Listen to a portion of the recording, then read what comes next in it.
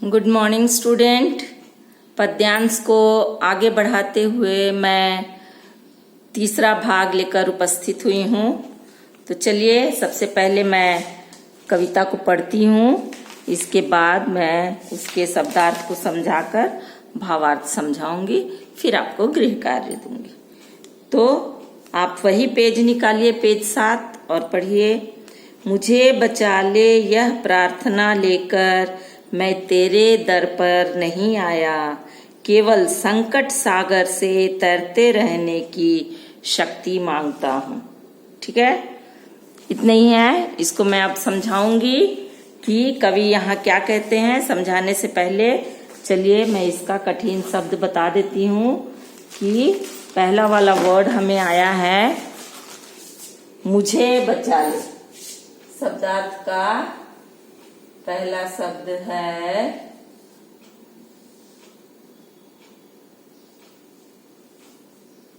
मुझे बचा ले। इस बात से स्पष्ट लग रहा है कि मेरी रक्षा करो। मुझे बचाना माने मेरी रक्षा करो। और दूसरा आता है इसमें दर। दर यानी दरवाजा यानी द्वार। दर यानी तेरे द्वार या दरवाजा। हम मंदिर, गुरुद्वारा, मस्जिद में जहां जाते हैं उसको दर कहते हैं। ठीक है। और तीसरा है संकट सागर। संकट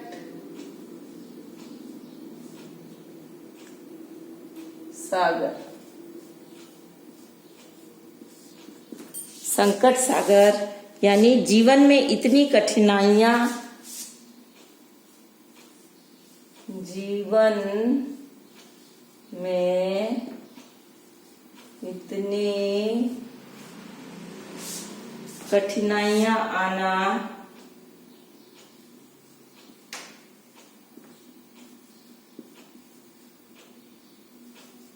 कठिनाइयों का आना जिससे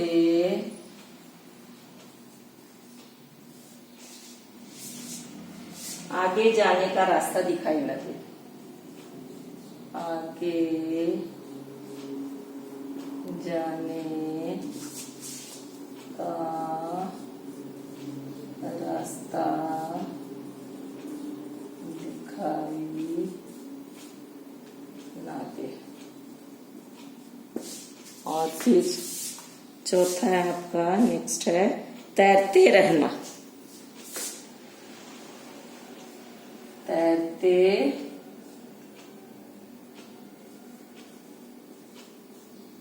रहना।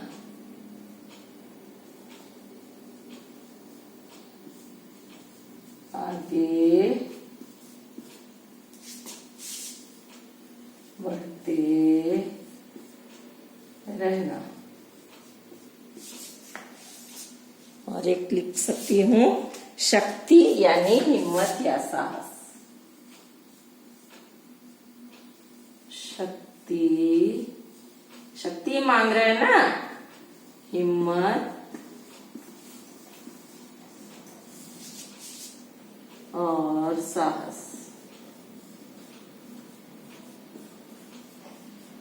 तो इतने शब्दार्थ हमें वो 3-4 लाइन में मिले हैं। देख लीजिए, अच्छा से देखिए, इसको पूरा देखिएगा, अपने CW कॉपी में लिखिएगा। उसके आगे हो गया। अब मैं आपको ये समझा देती हूँ इसका कि मुझे बचा ले यह प्रार्थना लेकर, मैं तेरे दर पर नहीं आया, केवल संकट सागर में तैरते रहने की शक्ति मांगता हूँ। तो इन पंक्तियों में क्या कह रहे हैं कवि? ठीक है, इन पंक्तियों में ये कहते हैं कि संसार की सारी तकलीफें मुझे ही सता रही है।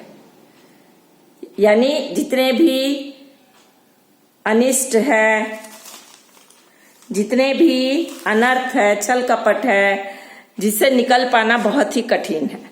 फिर भी मैं तुम्हारे द्वार पर ये प्रार्थना लेकर नहीं आया कि प्रभु मुझे बचा लो। मैं तुम्हारे द्वार पर यह प्रार्थना लेकर नहीं आया कि प्रभु तुम मेरी रक्षा करो। तो मैं क्या लेकर आया हूं? बल्कि मैं तो केवल इस दुख भरी सागर को तैर कर पार कर सकूं, यही शक्ति मांगने आया हूं। बस, ठीक है। वो ये मांगने नहीं आया कि हे भगवान मेरी रक्षा करो, बचा लो, मेरे को बचा लो। वो क्या मांगने आया है? इस दुख भरी सागर को, संकट सागर को मैं किस तरह पार कर सकूं, ये मुझ में तू शक्ति दे। ठीक है, ये करने आया, यही है। तो शब्दार्थ बताइए और भावार्थ। भावार्थ सुन के पहले आप शब्दार्थ लिखेंगे, नीचे भावार्थ लिखेंगे, याद रहे। ठीक है। अच्छा, अब चलिए शब्दार्थ कौन कौन सा लिखेंगे अपने कॉपी में, नोट करो। मुझे बचा ले, डर, संकट सागर, तैरते रहना। ठीक है, इसके आप शब्दार्थ लिखेंगे और प्रश्न उत्तर क्या लिखेंगे? संकट सागर का अर्थ क्या है? ध्यान से सुनो। संकट सागर का अर्थ जीवन में इतनी कठिनाइयों का आना जिससे आगे बढ़ने का रास्ता न दिखाई देना। ठीक है। दूसरा है, कवि यहाँ क्या प्रार्थना लेकर नहीं आया। उत्तर है, कवि यहाँ मुझे संकटों से बचा ले, यह प्रार्थना लेकर नहीं आया। कवि क्या प्रार्थना लेकर आया है फिर? कवि संकट सागर से तैरते रहने की शक्ति मांगने की प्रार्थना लेकर आया है। और कवि ईश्वर से शक्ति क्यों मांगता है?